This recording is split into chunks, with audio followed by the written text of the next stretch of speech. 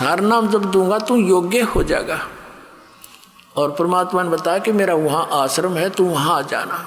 तो वहाँ एक रहते थे साधु रूप में परमात्मा। इब्राहिम वहाँ जाने लगा। फिर सार नाम का समय आया। परमात्मा ने कहा बेटा ठीक है वहाँ आ जाना, सार नाम तुझे दूंगा मैं। वो समय रख दिया, तिथि बता दी। तो राजा आ रहा था और एक बहन भगतमती वो उसी नगर की थी और उसके नगर के पास परमात्मा का आश्रम था छोटा सा। वो राजा जो भगत बन गया था वो नीचे से जा रहा था गली से। वो लड़की ऊपर से कोई कूड़ा करकट उठाकर और नीचे डाल दिया उसने। डालने के बाद देखा तो एक व्यक्ति पे गिर गया और लड़की झांक के देखा। फिर बाद में वो रोले मचाने लग गया, तूने ये क्या कर दिया, कौन है तू बदतमीज। तो उसने देखा झांक के को हो तो किसी आदमी पर गिर गया और आंखें लाल करके कहता है काश मैं आज राजा होता, तेरे टुकड़े टुकड़े कर देता, तेने मेरा सारा हुलिया बिगाड़ दिया। वो कहने लगी भाई साहब गलती होगी, मैंने देखा को नहीं, माफ कर दो, मैं आज राजा होता तुझे बता देता। तो वो लड़की ने सोची भाई यू क्या मतलब है, राजा क्यों कहता है। अब वो लड़की भी आश्रम में आना था, उधर से उसने भी गुरुजी से मिलने जाना था। वहाँ वो सारे इकट्ठे हुए। जब उसने देखा तो वो आदमी है जो रास्ते में इसके ऊपर गलती से कूड़ा गिर गया था। तो परमात्मा से पूछा गुरुदेव ये भगत है, ये कभी राजा था। कहा बेटी ये बहुत बड़ा राजा था, इब्राहिम सुल्तान अदम नाम है इसका, बल्ख बुखारे का राजा है। अच्छा ये था वो। कहाँ। परमात्मा ने पूछा क्या बात थी। कि महाराज ऐसे ऐसे ये आया ना, जब मेरे से गलती से कूड़ा गिर गया, मैंने ध्यान नहीं करा, मैं तो यहाँ आने की चिंता में थी।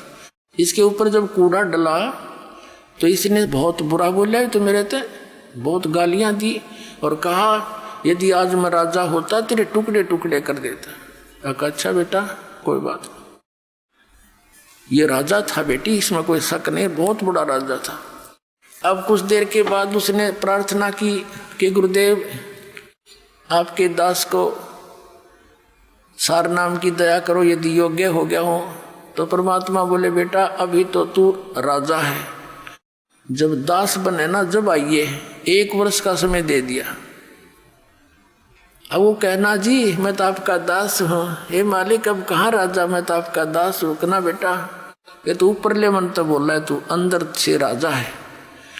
अब उसको न्यू नहीं डिक्लेयर किया, यू किस कारण से कहा अगजा 1 वर्ष के बाद आना।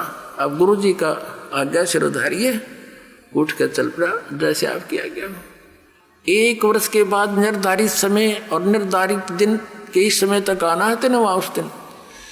और परमात्मा ने कहा बेटा अब कई रास्ता तो वहीं तेरे घर के पास से आओगा, इसके ऊपर भैंसों का गांव का गोबर और मूत थोड़ा सा पानी मिलाकर बाल्टी तैयार रखिए और जब यूँ तेरे घर से नीचे का इसको ऊपर चोटी में गिरिए इसके।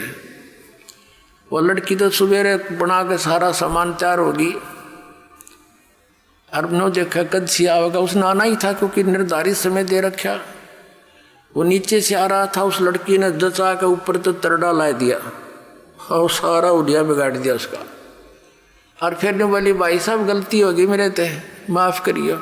नो बोला बहन कोई बात ना, माटी पर माटी ये तो पड़ी है, कोई बात ना, धो लूँगा नहा लूँगा कोई बात नहीं। अब फिर वो नहा धो के, गर्मियों का समय था, थोड़ी देर में कपड़े सूख साख गए। फिर वो आया, वो लड़की उससे पहले पहुँच गई। परमात्मा ने पूछा बेटा करा काम हक्का कर दिया जी, तो क्या प्रतिक्रिया थी इसकी भगत की।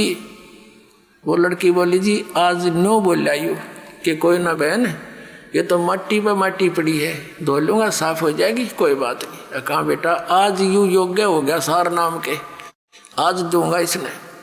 फिर वो आया, चरणों में प्रणाम किया कि गुरुदेव आपका दास योग्य हो गया हो तो दया करियो दाता। ने बोला बेटा आज तू राजा नहीं है, आज तू दास है, और दास है तो मेरा खास है। बोला जी ना राजा नहीं था मैं। ना बेटा उस दिन तू राजा था, इस लड़की ने तेरे ऊपर वो कूड़ा डाला था। क्या बोला तू उस दिन। हाँ जी उस दिन तो मैं कति ढेढ़ था, राजा तो होता कि मैं कर दे, मैं कुछ करण का भी ना था फिर बकवाद करूँ था। ये परमात्मा आपकी दया से आज दास के अंदर दासापन आ गया, तो परमात्मा कहते हैं दासातन नेड़े नहीं नाम धरावे दास, और पानी के पिए बिना भाई कैसे बुझ जा प्यास।